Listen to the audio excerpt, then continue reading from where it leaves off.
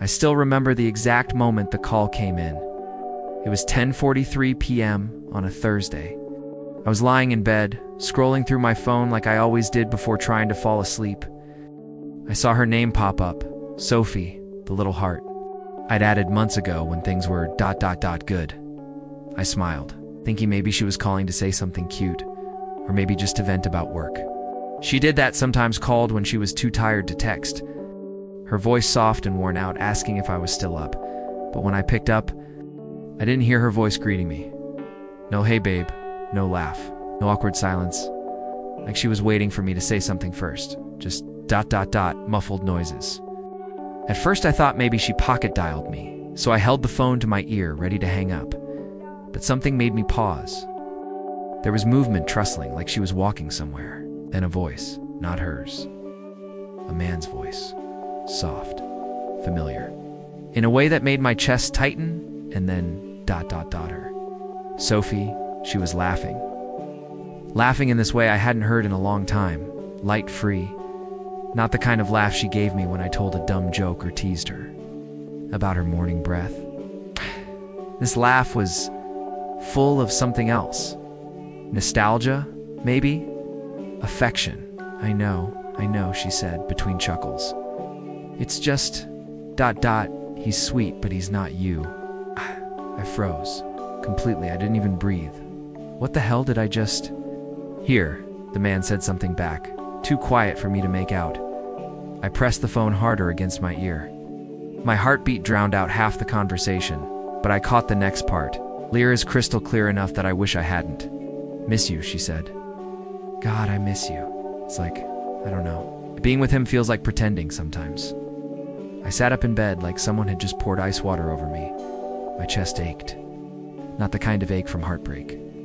This was something different. Like the world around me had warped. Like the ground beneath me was no longer stable. Pretending being with me. Felt like pretending. I couldn't move. Couldn't speak. Couldn't even hang up. I just sat there, listening to her confess everything I never thought I'd hear. It was a butt dial. She didn't know I was listening.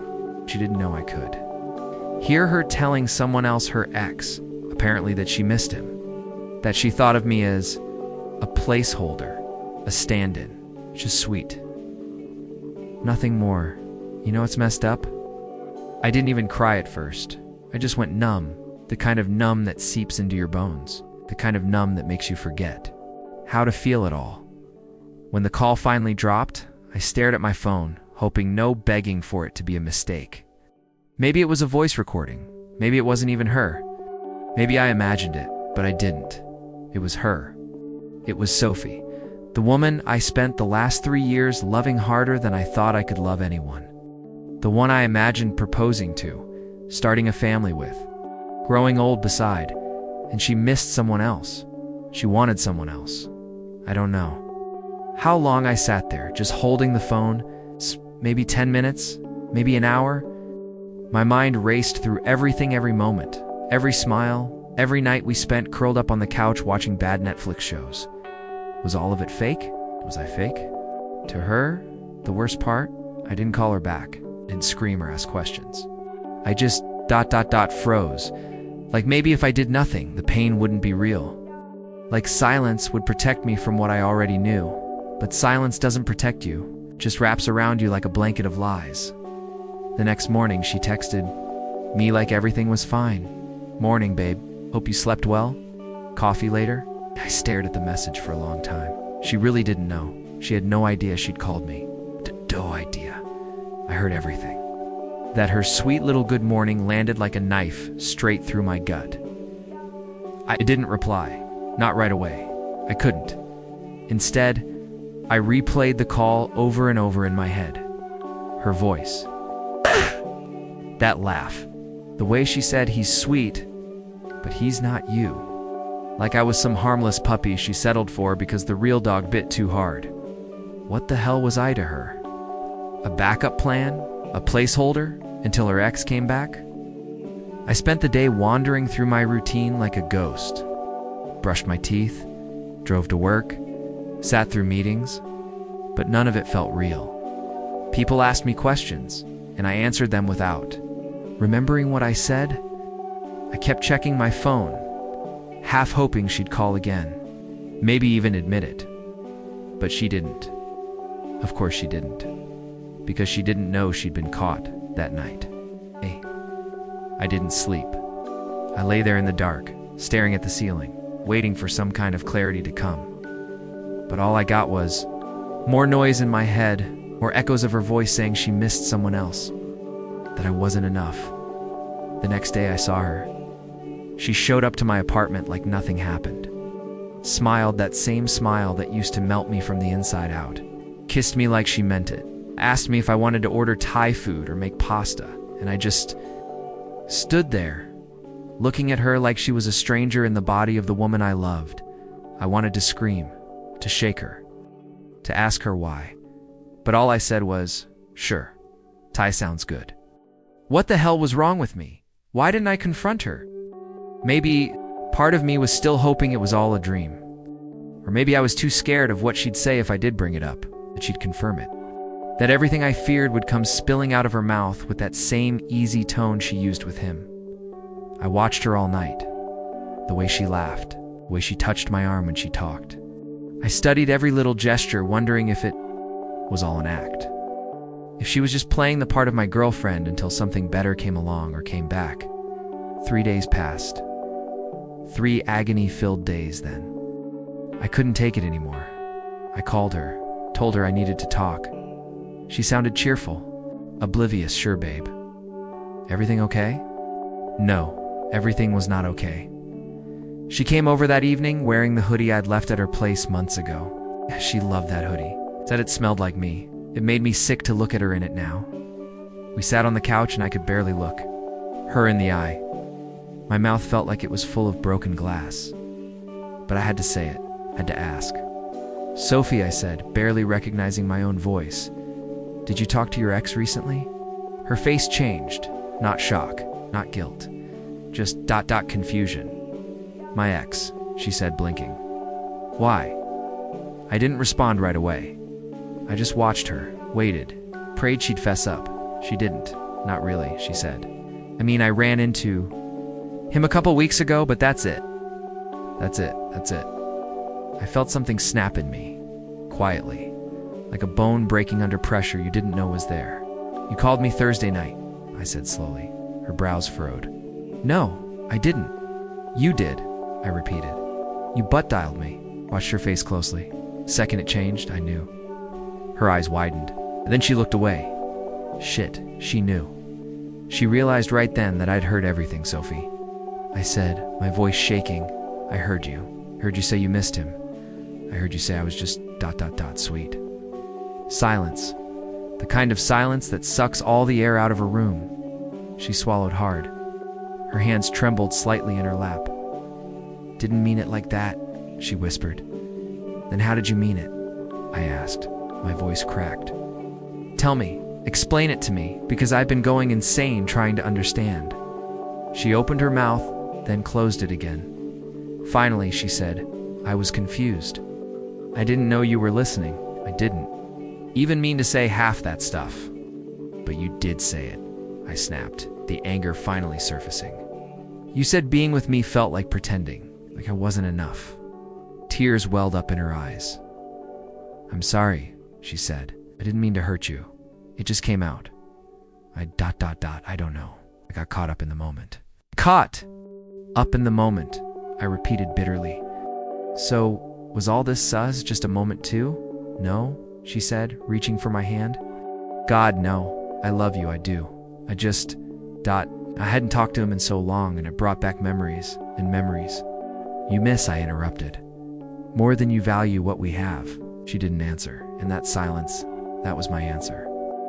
I stared at her, waiting, begging for her to say something that would make this hurt less. Something that would undo the gut punch of betrayal. Something that would make me believe this wasn't as real as it felt.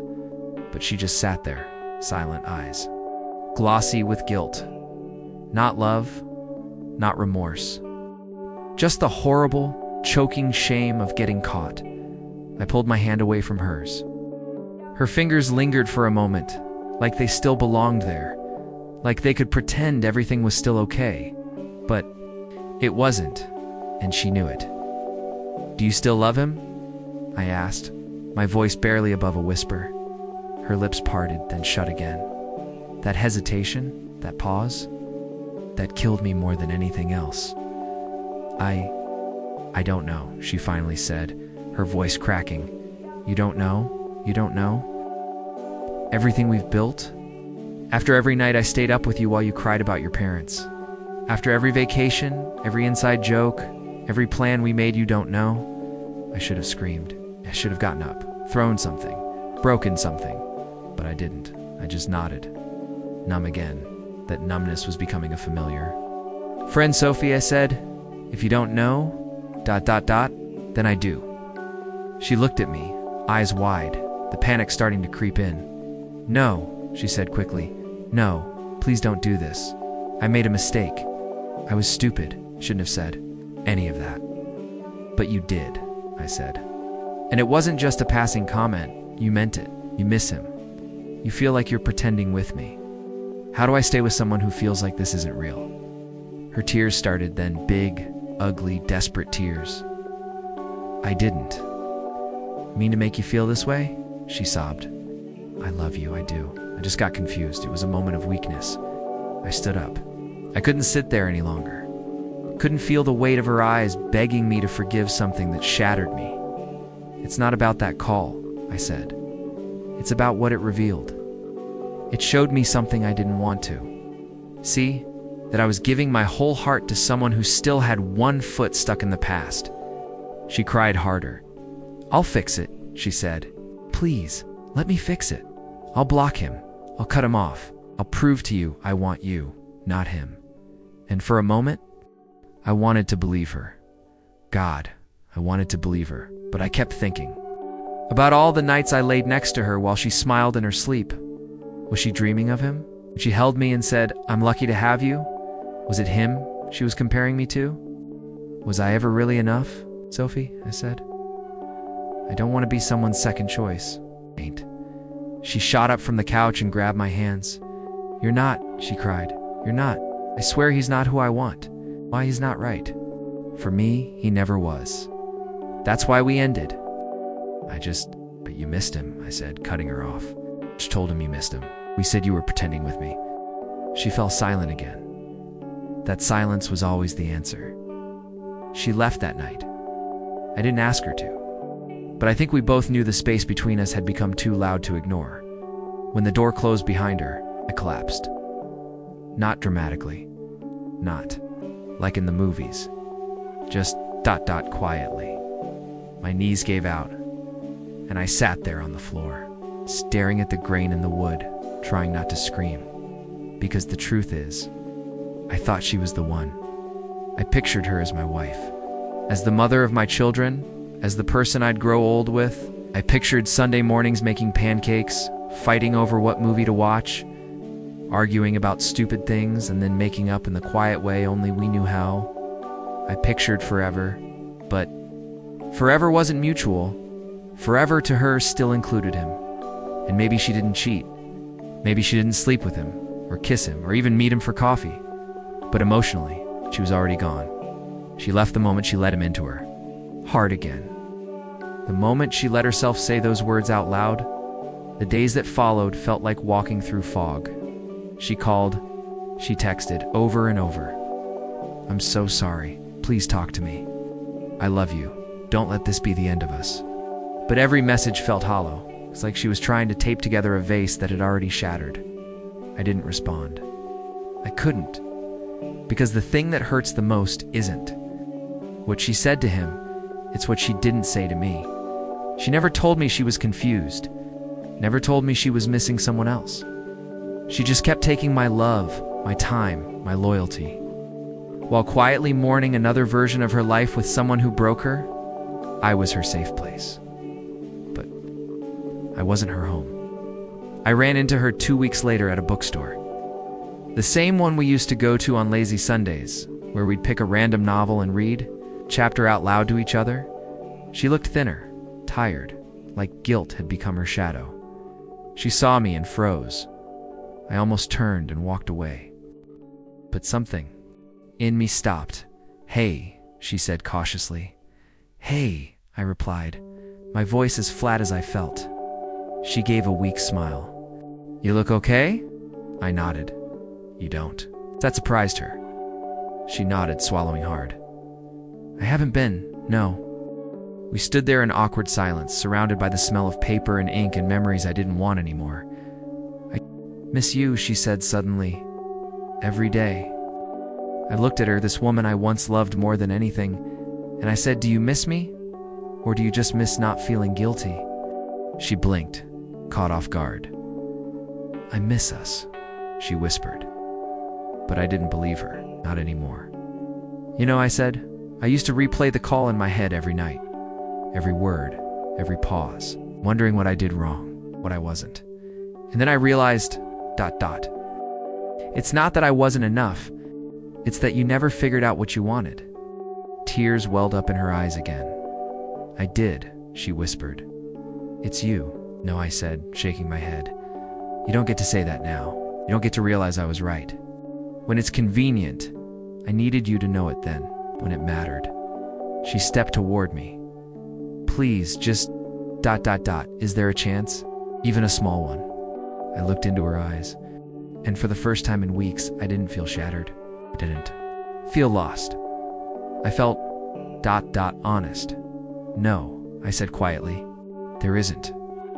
She nodded slowly, her lips trembling. I'm sorry, she whispered. I know, I said, and then I turned and walked out of that bookstore. Not because I stopped loving her, but because I finally started loving myself more.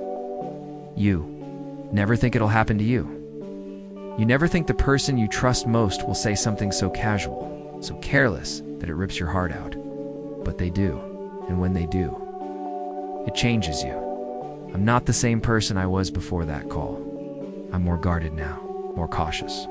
But I'm also stronger, because I know what I deserve. And it's not someone who misses someone else when they're holding me. It's someone who knows, without a doubt, that I'm the one, that I'm not just sweet, that I'm not just pretending, that I'm real, and I'm worth the truth, always.